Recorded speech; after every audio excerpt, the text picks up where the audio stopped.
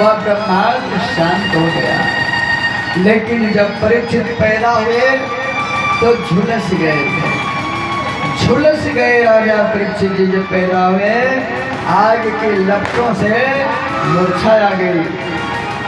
मूर्छा में परेशान थे। कुंती रोने लगी, उत्तरा रोने लगी, सारी स्त्रियां रोने लगी। भगवान ने उठाया, बच्चे को हाथ में लिया और कहा, यदि मैं धर्म के लिए उतार लिया और धर्म के लिए ही यहाँ सारे प्राणियों के मन में भाव को भरा, अगर मुझसे मन वाणी से कोई पाप न हुआ हो तो हे बालक तू जी जा। तुरंत सांस चलने लगी। बोले राजा परीक्षित के जय हो। परीक्षित का अर्थ है परधनिक्षित। जो दूसरे की इच्छा मात्र से जीवित हुआ वो कौन है? राजा परीक्षित जी है। भगवान चले जाते हैं वो अपने द्वारकापुरी में।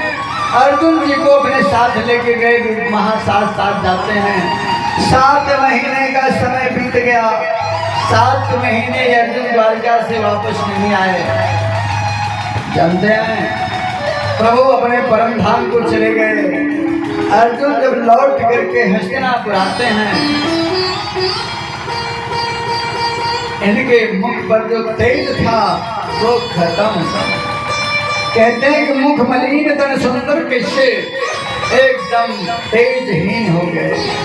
सर झुकाए चले आए। जब भीम सिंह ने देखा, कहा अर्जुन ये तुम्हारा चेहरा कैसा, तुम्हारा तेज कहाँ गया? अर्जुन रोने लगे। कहा आज वह अर्जुन पल भारत अर्जुन बधाई भले ही दो बार, एक पल में महाभारत को समाप्त कर देने वाला अर्जुन आज वही गांडीव है, वही धनुष है। प्रत्यंचा नहीं मैं चढ़ा पा रहा हूँ क्योंकि नारायण चले गए अपने धाम को। मेरा सारा तेज खत्म हो गया।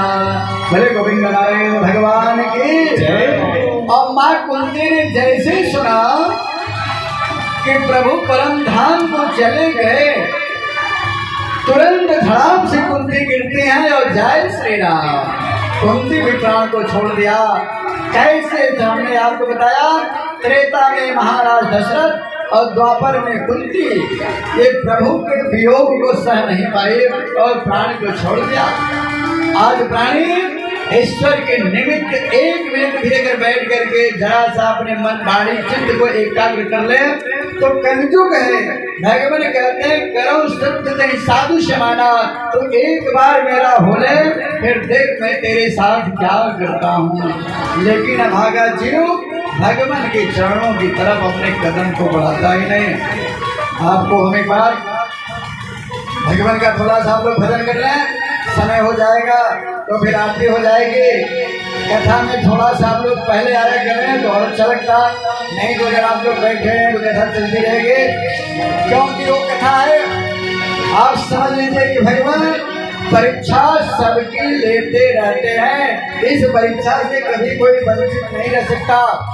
आज जिस माताओं का हम वर्णन करते हैं, गौर से आप लोग जरा ध्यान दीजिए। एक माँ अपने 2 कुल को पवित्र करने के लिए आज हमारे परम आदरणीय अरविंद जी महाराज की जो माता लीलावती देवी हैं, ये परम धन्य हैं जिन्होंने 2 कुल का उद्धार किया। अपने नैहर का भी किया और यहाँ का भी उद्धार किया। हमारी माताएं 2-2 कुल का भार लेकर के चलती हैं और अपने जीवन में अगर दोनों कुल का भार वो निर्वाह कर रहे हैं, वो माँ धन्य होती हैं।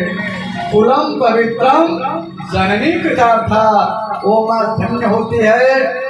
ऐसे पुत्र जिनके यहाँ जन्म लेता है, जो भगवत परायण होता है, धर्म परायण होता है, जिसका मन, जिसका चित्त, जिसकी वाणी, जिसकी बुद्धि, जिसका कर्म ईश्वर के प्रति समर्पित होता है, तो समझ लीजिए फिर उस घर का कल्याण होना होता है। कन्याएं जब पैदा होती हैं तो माताओं का सर झुक जाता है, माताओं का सर झुक जाता है। तो पूछे क्या पैदा हुआ? लड़का होगा तो बिना सूचना के सूचना चली जाएगी कि लड़का हुआ। और कहीं बिटिया पैदा है तो अगर कोई पूछे कि क्या पैदा है, कहीं चुप रहा, बाद में बताइए। यहाँ बताइए कि बिटवा भर बिटिया, एकदम चेहरा का उदास हो जाता है। कन्या है ना, सोचिए 60 कन्या दक्ष प्रजापति की थी। आदि शक्ति माता जगत जननी सती जी भगवान शिव की पत्नी 60 बहन थे। आज 27 बहन की शादी चंद्रमा के साथ हुई है, जिसको हम नक्षत्र कहते हैं। 10 बहन की शादी धर्म से हुई है। 13 बहन की शादी कश्यप ऋषि से हुई है। सती की शादी शिव से हुई है। इस तरह से लोगों की शादियाँ हुई। आज जो हमारे आपके घर में एक कन्या पैदा हुई, मन उदास हो गया, दिल छोटा हो गया, घबराहट बढ़ गई। पिता ने सोचा अब 10-20 लाख की हो इंतजाम करेंगे। सारा परिवार दुखी हो गया। लेकिन अगर कन्या पैदा हो तो परम भाग्यशाली आप हैं, परम सौभाग्यशाली हैं कि लक्ष्मी आपके घर में आ गई। और जिसके घर में लक्ष्मी नहीं है, जिसके घर में कन्या नहीं है, कहते हैं कि संत उसके घर में जलपान भी नहीं करता। क्यों? जिसके घर में कन्या नहीं है, यह दान देने में असमर्थ है, यह दान नहीं दे सकता। कन्यादान परम दान है। और जिस माता पिता ने कुछ जल लेकर के कन्या का दान कर दिया, समझिए उसका जीवन धन्य हो गया। और कन्या 2 कुल को हंसाती हैं, ये 2 परिवार को हंसाती हैं। कितनी सौभाग्यशाली हैं वो माँ जो बेटी पैदा होने पर कष्ट का अनुभव करती हैं।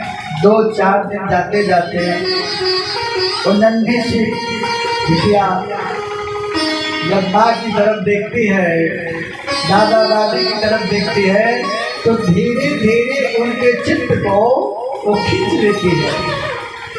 और ज्यों-ज्यों वो बढ़ती है, माता पिता के चित्त को खींच लेती है।